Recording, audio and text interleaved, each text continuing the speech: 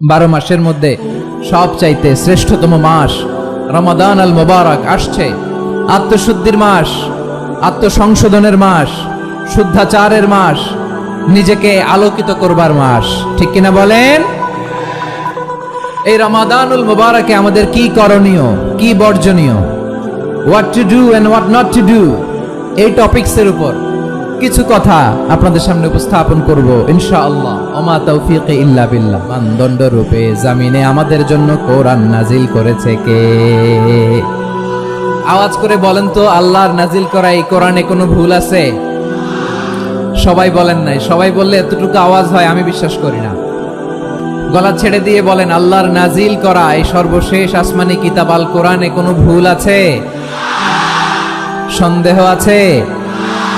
সংশয় আছে? Beyondless, boundless, bottomless এমন কিতাব যেটা পড়ে গবেষণা করে এর তথ্য, উপাত্ত, ইনফরমেশন, লেসন নিয়ে শেষ করা যায় না। সুবহানাল্লাহ। আল্লাহ বলেন, এই কোরআনকে আমি রমাদানে নাজিল করেছি, যেটা বিশ্ব মানবের জন্য পথ নির্দেশিকা। এতে আছে হেদায়েতের সুস্পষ্ট বর্ণনা আর সত্য মিথ্যা পার্থক্য করার মানদণ্ড, কোনটা সত্য কোনটা মিথ্যা এটা কোরআন দিয়ে ডিফারেন্সিয়েট করা যায়। কোরআন হচ্ছে ফুরকান, to differentiate between right and wrong. শুধু দুর্নীতি দমন কমিশন দিয়ে দুর্নীতি বন্ধ করা যায় না। কোরআনের আইন বাস্তবায়ন করা ছাড়া এই সমাজ থেকে দুর্নীতি বন্ধ করা যাবে না। চিল্লায় বলো ঠিক কিনা? আমার প্রিয় ভাইরা, এই কোরআন নাজিল হয়েছে রমাদান আল মুবারক, এই বরকতময় মাসে। তাই আমাদের উচিত এই মাসে আসন্ন যে রমাদান আল মুবারক, এই রমাদানে কোরআনের সাথে নিজেদের সম্পর্ককে বাড়ানো। আমার প্রিয় চাঁপাইনবাবগঞ্জের ভাইয়েরা, আমরা কি আসন্ন রমাদানে কোরআনের সাথে আমাদের অ্যাটাচমেন্ট, সম্পর্ক বাড়াতে চাই? চান সবাই? আপনি কি জানেন কোরআন নিয়ে কোন ফেরেশতা পৃথিবীতে এসেছিল? জানেন? ফেরেশতার নাম কি বলেন তো? জিবরিল আলাইহিস সালাম।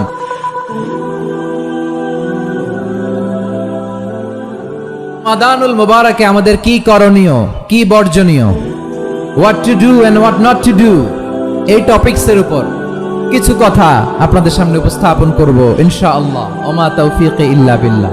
আমি আমার খুতবার শুরুতে সূরা বাকারার 185 নম্বর আয়াত তেলাওয়াত করেছি, যেখানে আল্লাহ তাআলা কোন মাসে কোরআন আল কারীমকে, মহাবিশ্বের মহাবিশ্বয় কোরআন আল কারীমকে এই পৃথিবীতে নাজিল করেছেন সেটা আমাদেরকে জানিয়েছেন। আল্লাহ তাআলা ইরশাদ করছেন, শাহরু রমাদান আল্লাযী উনজিলা ফীহিল কুরআনু হুদাল লিন্নাস ওয়া বাইনাতিম মিনাল হুদা ওয়াল ফুরকান। আল্লাহ বলেন, রমাদান এমন একটা মাস যে মাসে কোরআন নাজিল করা হয়েছে, আর এই কোরআন হচ্ছে বিশ্ব মানবের জন্য পথ নির্দেশিকা, হেদায়েতের সুস্পষ্ট বর্ণনা এবং সত্য মিথ্যা পৃথক করার আসমানি মানদণ্ড রূপে জামিনে আমাদের জন্য কোরআন নাজিল করেছে কে? আওয়াজ করে বলেন তো, আল্লাহর নাজিল করা এই কোরআনে কোনো ভুল আছে? সবাই বলেন নাই। সবাই বললে এতটুকু আওয়াজ হয় আমি বিশ্বাস করি না। গলা ছেড়ে দিয়ে বলেন, আল্লাহর নাজিল করা এই সর্বশেষ আসমানি কিতাব আল কোরআনে কোনো ভুল আছে? সন্দেহ আছে? সংশয় আছে? বিয়ন্ডলেস, বাউন্ডলেস, বটমলেস এমন কিতাব যেটা পড়ে গবেষণা করে এর তথ্য, উপাত্ত, ইনফরমেশন, লেসন নিয়ে শেষ করা যায় না। সুবহানাল্লাহ। আল্লাহ বলেন, এই কোরআনকে আমি রমাদানে নাজিল করেছি, যেটা বিশ্ব মানবের জন্য পথ নির্দেশিকা।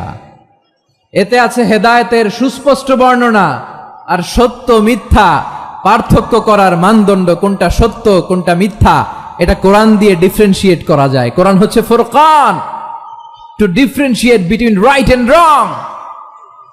কোনটা সত্য কোনটা মিথ্যা, কোনটা ভুল কোনটা নির্ভুল, এটা কোরআন দিয়ে যাচাই করা যায়। চিল্লায় বলেন ঠিক কিনা? এজন্য এই কোরআন দিয়ে আমাদের জীবন সাজাতে হবে। কোরআন দিয়ে জীবন না সাজালে জীবন আলোকিত হয় না। কোরআন দিয়ে পরিবার না সাজালে পরিবার আলোকিত হয় না। কোরআন দিয়ে সমাজ না সাজালে সমাজটা শান্তিময় হয় না। শুধু দুর্নীতি দমন কমিশন দিয়ে দুর্নীতি বন্ধ করা যায় না। কোরআনের আইন বাস্তবায়ন করা ছাড়া এই সমাজ থেকে দুর্নীতি বন্ধ করা যাবে না। চিল্লায় বলো ঠিক কিনা? আমার প্রিয় ভাইরা, এই কোরআন নাজিল হয়েছে রমাদান আল মুবারক, এই বরকতময় মাসে। তাই আমাদের উচিত এই মাসে আসন্ন যে রমাদান আল মুবারক, এই রমাদানে কোরআনের সাথে নিজেদের সম্পর্ককে বাড়ানো।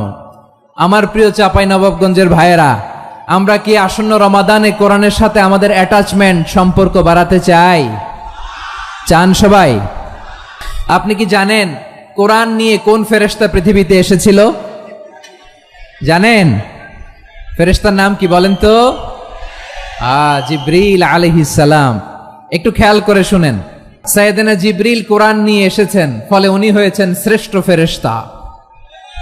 বিশ্ব নবীর উপর কোরআন নাজিল হয়েছে, তাই তিনি হয়েছেন শ্রেষ্ঠ নবী। রমাদানে কোরআন নাজিল হয়েছে, তাই রমাদান হয়েছে শ্রেষ্ঠ মাস। কদরের রাতে কোরআন নাজিল হয়েছে, তাই কদর হয়েছে শ্রেষ্ঠ রাত। আমরাও যদি কোরআনের সাথে সম্পর্ক বাড়াই, আমাদের মর্যাদাও এরকম, আমাদেরকেও শ্রেষ্ঠ মানুষ বানায় দিবে কে?